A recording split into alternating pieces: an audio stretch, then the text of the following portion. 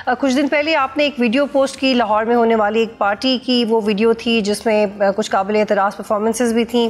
اس video کی یہ آپ تک پہنچے کیسی اور اس کی حقیقت کیا ہے آپ کے لیے؟ یہ لاہور کے جو سوشل میڈیا پلیٹ فارمز میں ہر جگہ عام تھی. وہاں پر کچھ بچے بھی تھے، بچے مطلب کہ میری بیٹی جتنے 22-23 سال کے لوگ، جنہوں نے مجھے بتایا کہ ایک بہت ہی کویسچنیبل چیز پہ ہم گئے تھے اور ہمیں نہیں پتا تھا. میں نے اس پہ اٹینشن پے نہیں کی، لیکن دا مومنٹ انہوں نے یہ سوشل میڈیا کی پوسٹ بھیجی جو اوپن ہے، دس وازنٹ اے سیکرٹ. یہ جتنے بھی آرگنائزرز تھے، پرفارمرز تھے، یہ اپنے اپنے سوشل میڈیا پلیٹ فارمز مطلب کہ انسٹاگرام وغیرہ پہ یہ ساری ریلز شیئر کر رہے تھے.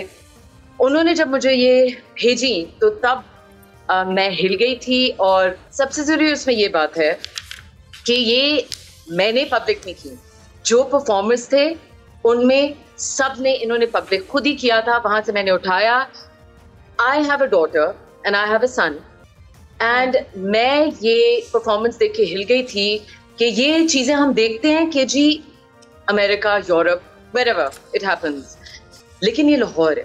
اور لاہور، کراچی، اسلام آباد میں اگر اس طرح کی چیزیں ہوں، اس میں صرف ٹرانسجینڈر کانٹینٹ نہیں تھا، اس میں تھوڑی سی سیٹینک اور سیٹنزم کا بھی کانسیپٹ تھا، which really shook me because میں 3 سال سے ٹرانسجینڈر ایجنڈا پہ بات کر رہی ہوں. By the way, شریعت court declared that the transgender is غیر اسلامی، غیر شرعی.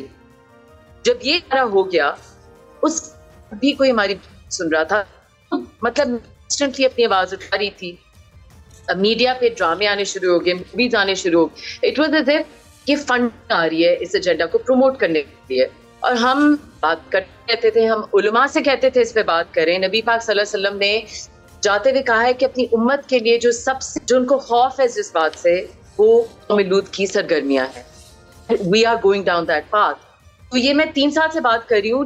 یہ میں نے دیکھا this was going too far, تو پھر میں نے کو شیئر کیا. میں نے بیکاز یہ سارے بچے کہہ رہے تھے پلیز ٹاک اباؤٹ اٹ، کوئی اس کے بارے میں بات نہیں کر رہا، کسی میں ہمت نہیں ہے اس پہ بات کرنے کی. obviously بہت عجیب چیزیں تھیں. So that's when I made the video. Subscribe کریں اور بیل دبائیں تاکہ کوئی خبر رہ نہ جائے.